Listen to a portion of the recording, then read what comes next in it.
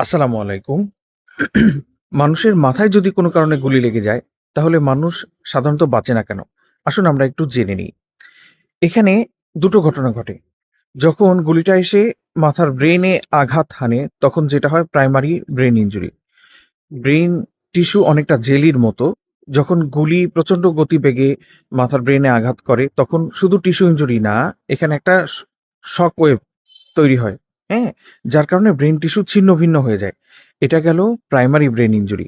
তার চেয়েও যেটা ক্ষতিকর সেকেন্ডারি ব্রেইন ইনজুরি, সেখানে যেটা হয় সেটা হচ্ছে ব্রেইনে অক্সিজেন কমে যেতে থাকে, রক্ত সরবরাহ কমে যেতে থাকে, ব্রেইন টিস্যুগুলো ফুলে যেতে থাকে। তার কারণ হলো ব্লাড ব্রেইন ব্যারিয়ার বলে একটা প্রোটেক্টিভ ব্যারিয়ার আছে, যেটা ব্রেইনকে প্রোটেক্ট করে।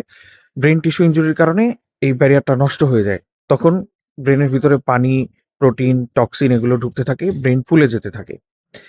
এইজন্য ইমার্জেন্সিভাবে লাইফ বাঁচানোর জন্য সার্জারি করে ডিকম্প্রেসিভ ক্রেনিওটমি করতে হয়। যেটা করে ব্রেনের খুলির একটা অংশ খুলে দিয়ে ওখান দিয়ে প্রেশারটা রিলিজ করার ব্যবস্থা করে দেওয়া হয়। কিন্তু তারপরও অনেক সময় রোগী বাঁচে না। তার কারণ হলো এই যে ব্রেইনের উপরে চাপ কমিয়ে দেওয়ার ব্যবস্থা করা হলো। কিন্তু তারপরও ব্লাড ব্রেইন ব্যারিয়ার যেহেতু ইনজুরি হয়ে আছে, যার কারণে ফার্দার ব্রেইনে আরো পানি ঢুকতে থাকে, প্রোটিন ঢুকতে থাকে, টক্সিন ঢুকতে থাকে। অর্থাৎ ব্রেইনের উপর চাপ তখনও বাড়তে থাকে। এই বাড়তি চাপটা যখন আ মেরুদণ্ডের এবং ব্রেইনের মাঝে যে সংযোগস্থল, হ্যাঁ? ব্রেইনের একটা অংশ আছে ব্রেইন স্টেম।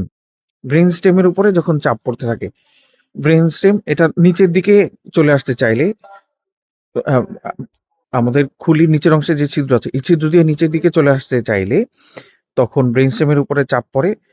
ব্রেইন স্টেমে কি আছে? মানুষের কার্ডিও রেসপিরেটরি সেন্টার। অর্থাৎ মানুষ যে শ্বাস নেবে, হৃৎপিণ্ডের স্পন্দন হবে, এই সেন্টারটা থাকে হচ্ছে ব্রেইন স্টেমে। ওখানে তখন চাপ পড়ে, ফলে তাৎক্ষণিকভাবে শ্বাস-প্রশ্বাস এবং হৃৎপিণ্ডের স্পন্দন বন্ধ হয়ে মানুষ মারা যেতে পারে।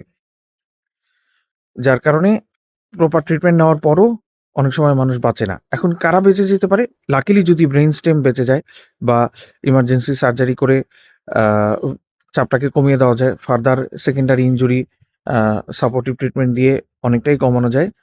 তখন বাঁচার একটা সম্ভাবনা থাকে, কিন্তু সেটাও মিরাকেল না হলে সম্ভব নয়। সবাই সাবধানে থাকবেন, সুস্থ থাকবেন। ধন্যবাদ।